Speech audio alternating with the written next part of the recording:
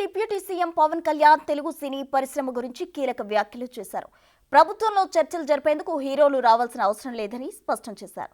సినిమాలకు సంబంధించిన ట్రేడ్ బాడీలతోనే ఇక నుంచి కూటమి ప్రభుత్వం చర్చలు చేపడుతుందని క్లారిటీ ఇచ్చారు. హీరోలతో సెల్యూట్ చేయించుకోవడం తమకు ఇష్టం లేదని స్పష్టం చేశారు. Game changer cinema pre release event సందర్భంగా పవన్ కళ్యాణ్ కొన్ని అంశాలపై స్పష్టత ఇచ్చారు. తనను ఓజీ అన్న, డిప్యూటీ సీఎం అన్న అంతటికీ మూలం మెగాస్టార్ చిరంజీవియే అని ఎమోషనల్ అయ్యారు పవన్. మెగాస్టార్ చిరంజీవి గారు, మీరందరూ గేమ్ చేంజర్ అనొచ్చు, ఓజీ అనొచ్చు. ఆ మూలాలు ఎక్కడో మారుమూల ఒక చిన్న పల్లెటూరులో కుగ్రామంలో మొగల్తూరు అనే కుగ్రామంలో చదువుతూ విఆర్ఎస్ఎన్ వైఆర్ఎన్ కాలేజ్ నర్సాపూర్లో చదువుకుంటూ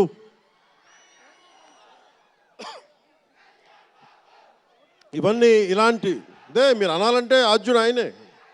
మీరు ఈరోజు కళ్యాణ్ బాబు అనండి, ఓజీ అనండి, డిప్యూటీ సీఎం అనండి, ఏదన్నా ఆయనే ఆర్జులు. నేను మూలాలు మర్చిపోను నేను ఎప్పుడు. అలా కాకుండా టికెట్ రేట్లు డిమాండ్ అండ్ సప్లై మీద ఉంటుంది. అలాంటి డబ్బులు పెరిగితే మీరు ఇష్టపడి మీ హీరోకో ఏదో ఇష్టమైన సినిమాకో మొదటి రోజే చూడాలనుకుంటారు. That's a demand. అందుకని ఎందుకు ఇంతంటే బడ్జెట్స్ పెరిగిపోయినాయి. తెలుగు సినిమా మొత్తం ప్రపంచపరంగా వెళ్తూ ఉన్నాయి. దీనికి డబ్బులు కావాలి అంటే పెట్టుబడులు కావాలి. మార్కెట్స్ పెరిగినాయి. అలాగే పెరిగిన ప్రతి రూపాయికి 18% జిఎస్టీ కడతాం. ప్రభుత్వానికి ట్యాక్స్ వస్తుంది. పెరిగిన ప్రతి రేటుకి ట్యాక్స్ వస్తుంది. ఇదేదో పుట్టినా ఇవ్వట్లేదు ప్రభుత్వం.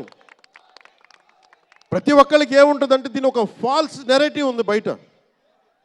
నా సినిమాకి టికెట్ రేట్లు పెంచకపోగా తగ్గించేశారు. భీమ్లా నాయక్కి ఇప్పుడు చాలామంది హీరోస్ అందరూ కూడా వాళ్ళెవరూ కూటమికి మద్దతు చెప్పలేదు. కానీ మేము ఎక్కడ వివక్ష చూపించాల, అందరూ బాగుండాలని కోరుకుంటాం. ఎందుకంటే చిత్ర పరిశ్రమకి మొన్న దిల్ రాజు గారు కూడా చెప్పారు, చిత్ర పరిశ్రమకి రాజకీయ రంగు పులమటానికి మాకు ఇష్టం లేదు. Though I belong to NDA, though I'm head of Janasena party, cinema should be treated as a separate entity. No politics should seep in to cinema. Milton Friedman అనే ఒక ఎకానమిస్ట్ ఒక చిన్నపాటి పెన్సిల్ని ఇలా చూపిస్తూ, ఈ పెన్సిల్ని తయారీకి ఈ కనిపించే టిప్పు ఈ మెటీరియల్, దీని లోపల ఉండే గ్రాఫైటు ఈ మెటీరియల్, ఇవన్నీ ఒక్కొక్కటి చెప్పుకుంటూ దీనికి వెనక పెన్సిల్ ఉండే రబ్బరు ఇది ఎక్కడి నుంచి వస్తుంది ఇలా చెప్పుకుంటూ వెళ్తా, ఇది ఒక్క ప్రాంతం నుంచి రాలా. మహా అయితే నిర్మాతలు రండి, ఒక ట్రేడ్ బాడీ రండి, మీ యూనియన్ రండి, మేము అది ఇచ్చేస్తాం. అంతేగాని హీరోలు వచ్చి మాకు నమస్కారాలు పెట్టాలి,